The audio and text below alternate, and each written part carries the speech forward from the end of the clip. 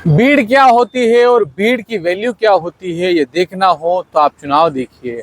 और चुनाव से पहले जब बड़े नेताओं की सभा करानी होती है तो भीड़ को लाने के लिए क्या क्या किस किस तरह के जतन करने होते हैं, ये आप उन नेताओं की तैयारियों से देखिए।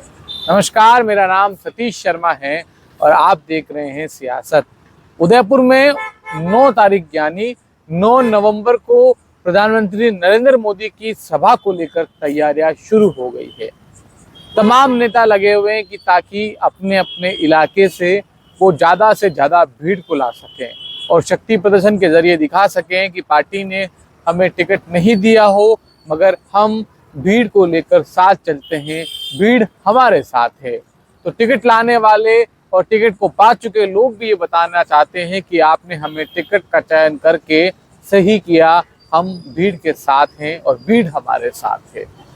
फिलहाल 9 नवंबर को उदयपुर की बलीचा मंडी में होने वाली प्रधानमंत्री की सभा को लेकर बीजेपी पूरी तरह से तैयार हो रही है। तैयार तो कई नेता भी हो रहे हैं और कह रहे हैं कि साहब यहाँ माहौल नहीं बन रहा है और इसी माहौल को बनाने के लिए पीएम मोदी की यह सभा बेहद कामगार साबित होगी। हमारे लिए न सिर्फ इसे यादगार बनाना है, हमें इसके जरिए कड़ा मैसेज देना है और कांग्रेस को मजबूत होने से रोकना है।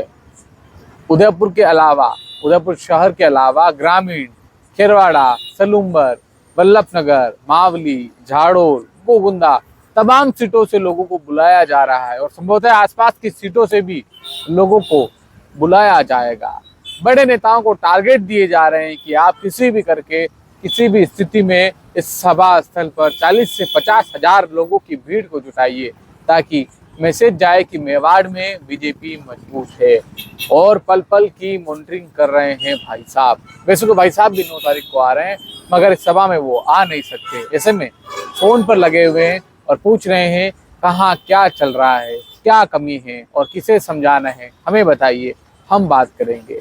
पारस को समझा दिया, सिंघवी के आने के बाद सामर को समझा दिया, लेकिन अब किसे समझाना बाकी है। तमाम लोग साथ आ लिए और तमाम इलाकों में ताराचंद जैन का प्रचार भी चल रहा है, मगर जो माहौल बीजेपी का उदयपुर में होता है, देखने को मिलता है, वो दिख नहीं रहा। और तमाम आदिवासी इलाकों में, उदयपुर में तो फिर भी ठीक है, हालत खराब है, मावली में हालत खराब है, वल्लभनगर में हालत खराब है, सलूम्बर में और हालत खराब है ज़्यादा इस बार झाड़ोल में। तो तमाम आदिवासी सीटों को साधने की कोशिश होगी।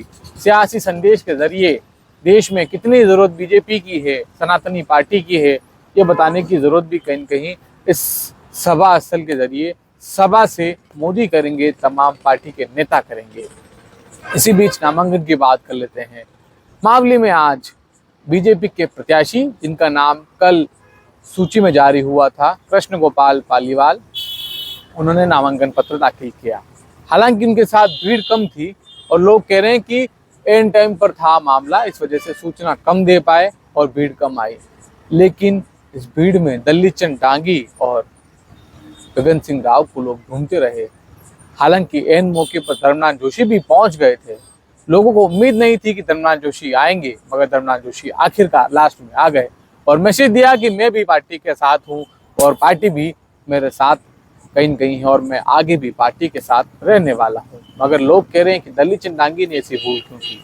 आपका टिकट कटा तो उदयलाल डांगी के चलते कटा। एक समाज से 2 टिकट आसपास की समीपवर्ती विधानसभाओं को कैसे दे दिए जाए, 2 सीटों पर एक साथ कैसे एक समाज के व्यक्ति को एडजस्ट किया जाए। ऐसे में आपका टिकट तो कटना था, ऐसे में आप क्यों नाराज हैं, और नाराज हैं तो आपको कैसे मनाया जाए।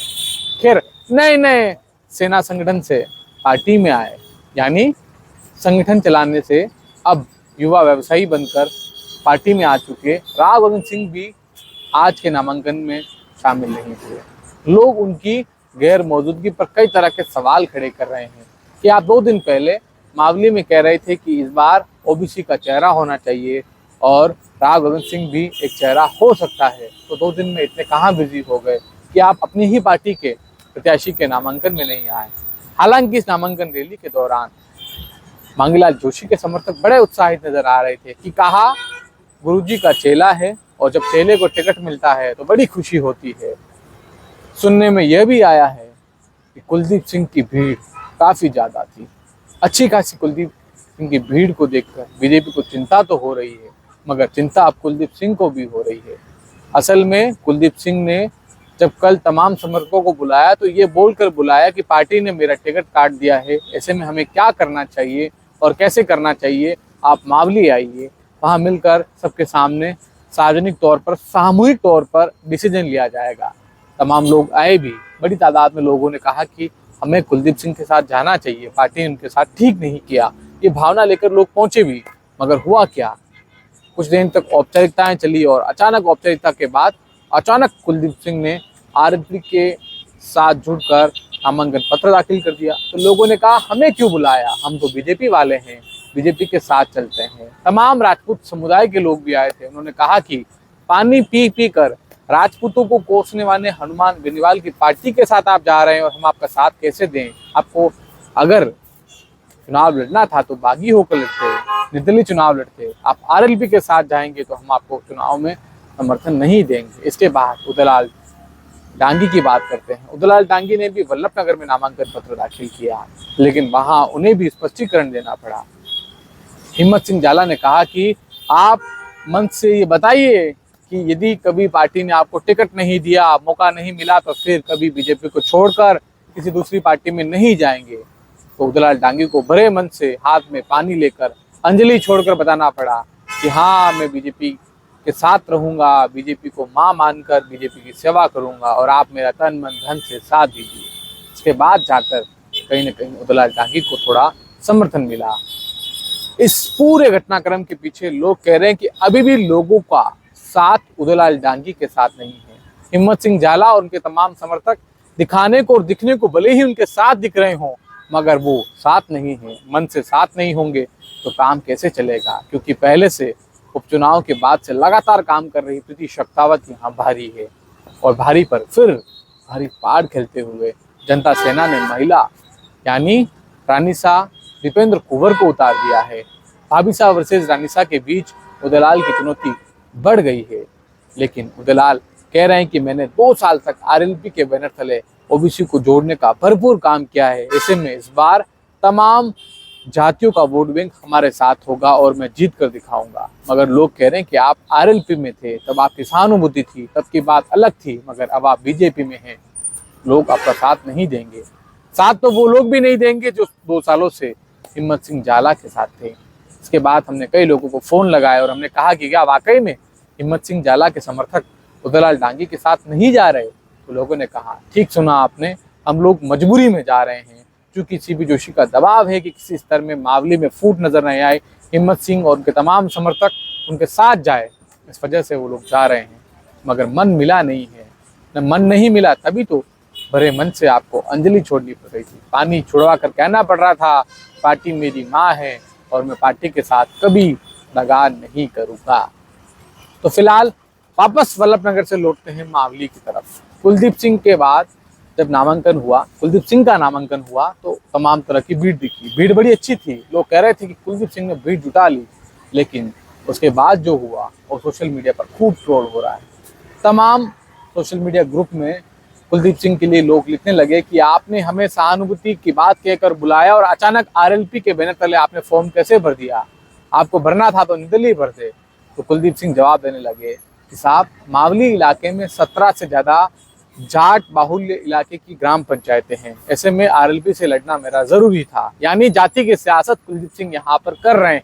ऐसे में उनके साथ जो समर्थक आज मीटिंग में गए थे वही खुलकर कह रहे हैं कि जब आप जाति की बात करेंगे और इस तरह की राजनीति पर उतर जाएंगे और आप कह रहे हैं, मैसेजों में बता रहे हैं कि वोट आप हनुमान बेनीवाल को देखकर नहीं कुलदीप सिंह को देखकर दीजिए, आरएलपी सिर्फ हमें निशान के लिए चाहिए थी, निशान का सहारा चाहिए था पार्टी के लिए, तो हम इसीलिए आरएलपी में गए, वरना हमारी मंशा नहीं थी। इसके पीछे की मंशा को लेकर भी सवाल खड़े हो रहे हैं कि क्या कुलदीप सिंह का साथ जो लोग दे रहे थे उसमें अब कमी होगी, और कमी होगी तो कितनी होगी, क्योंकि सहानुभूति जो बढ़नी चाहिए थी वो बढ़ नहीं रही, लगातार डाउन हो रही है। और ये बड़े करीब से देख रहे हैं बीजेपी वाले, कह रहे हैं कि आपको पार्टी में कभी न कभी मौका मिलता, मगर आप फिर वही गलती कर गए जो पिछले दिनों आपने करी थी।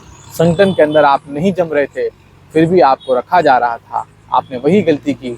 और आप ये सोच रहे हैं कि उदयलाल डांगी की तरह आप यहाँ से बागी होकर वहाँ चले जाएंगे और वहाँ जाकर पार्टी को हराकर वापस पार्टी में जाएंगे तो ये मुमकिन नहीं होगा, क्योंकि इस बार पार्टी पूरी तरह से आर पार के मूड में है। तमाम इलाकों में अपनी नज़र बनाए हुए हैं और मोदी की सभा के बाद सबको उम्मीद है कि फिर माहौल बनेगा, यही माहौल बीजेपी को जिताएगा। हालांकि अब 8 में से 5 सीटों पर कांग्रेस आगे चल रही है, 3 सीटों पर, जिसमें 2 सीटों पर बीजेपी भले ही जीतती दिख रही हो, मगर 1 सीट पर अभी भी टक्कर कांटे की है। ऐसे में चिंता तो बीजेपी को भी है। फिलहाल इसके अलावा तमाम इलाकों में बात हो रही है गौरव वल्लभ की। गौरव वल्लभ के भाषण की डिमांड बड़ी बढ़ रही है। लोग कह रहे हैं कि गौरव वल्लभ का भाषण वाकई में बहुत आकर्षित करने वाला है। तमाम कांग्रेसियों को चाहिए कि गौरव वल्लभ की हर चौराहे पर, नुक्कड़ पर, मोहल्लों में सभा होनी चाहिए, क्योंकि जब एक बार वे बोलते हैं तो बड़े तर्कों के साथ बहुत ढंग से बोलते हैं। जब ढंग से बोलते हैं तो लोग कहीं न कहीं आकर्षित होते हैं। आज हम एक दुकान पर गए थे, वहाँ पर जब हम खरीदारी कर रहे थे तो लोगों से पूछ रहे थे क्या चल रहा है। उन्होंने कहा मैं खुद बीजेपी का आदमी हूँ, मगर मैं आपको खुलकर कह रहा हूँ कि ताराचंद जी को बोलना नहीं आता, और जिस लिहाज से, जिस स्तर पर और जिस तैयारी से गौरव वल्लभ बोल रहे हैं, इस बार बीजेपी की नींद उड़ने वाली है। और एक बात फिर हमें कुछ कांग्रेसी मिले, हमने पूछा कि क्या तैयारी है। उन्होंने बोला कि पिछले 4 चुनावों के इतिहास में कांग्रेस जितनी एकजुट नहीं थी वो एकजुट हो गई। चुनिंदा दिनों में चुनिंदा कार्यकर्ता भले ही अलग थलग दिखने की कोशिश कर रहे थे, मगर अब सब मान गए हैं। सुरेश श्रीमाली से लेकर पंकज शर्मा, गिरिजा व्यास, गोपाल शर्मा, दिनेश श्रीमाली, तमाम बड़े जो नेता दावेदारी के साथ ही अपने आप को बड़ा बता रहे थे, अलगाव की बात कर रहे थे, बागी होने की बात कर रहे थे, वो साथ आ चुके हैं। जब सब साथ हैं तो कहीं न कहीं पार्टी भी समझ चुकी है कि गौरव के साथ उदयपुर में कांग्रेस का गौरव भी बढ़ रहा है। गौरव के प्रचार से याद आया, तमाम इलाकों में उनके प्रचार की डिमांड तो बढ़ रही है, लेकिन वोटर भी यहाँ पर कहीं न कहीं गौरव की तारीफ कर रहा है। कह रहे हैं कि पढ़ा लिखा व्यक्ति होगा तो विजन होगा, और विजन इस व्यक्ति के पास तो है। यहाँ ताराचंद जैन बड़े कमजोर दिख रहे हैं, और ये बात अब बीजेपी वालों को समझ जानी चाहिए वक्त रहते, वरना हाल भी होगा। इसी बीच उसी जैन व्यापारी से मैंने पूछा कि क्या हाल है आपके, जैन समाज साथ है या नहीं। तो उन्होंने कहा कि साहब ठीक रहता रविंद्र श्रीमाली को देते, ठीक रहता पारा सिंघवी को देते, मगर ताराचंद जी को क्यों दिया? वो तो 2018 से पार्टी में कहाँ काम कर रहे थे, उन्हें दे दिया। मगर जैन समाज के वोटर होने के नाते भी आज भी हमारा मन नहीं है कि हम कमल के साथ जाएं। मतलब लोगों में अभी भी मन बना नहीं है। खैर, मन बनने से याद आया, 9 तारीख से भाई साहब यहाँ आ रहे हैं। दीपावली की छुट्टियाँ उदयपुर में मनेगी, और इन्हीं छुट्टियों के दौरान तमाम लोगों से मुलाकातें होगी, और ख़ास तौर पर जब समाजों के नेताओं से, प्रमुख लोगों से, तमाम संगठनों से मुलाकातें होगी तो माहौल तो बनेगा। और माहौल की तैयारी में बीजेपी यहाँ पूरी तरह नज़र आ रही है। इसी बीच एक वीडियो हमें नज़र आया जहाँ बीजेपी के कार्यकर्ता, नादरा में बीजेपी के कार्यकर्ता कह रहे हैं कि साहब महाराणाओं का श्रीनाथ जी को संरक्षण देने और यहाँ बसाने में अहम रोल रहा है।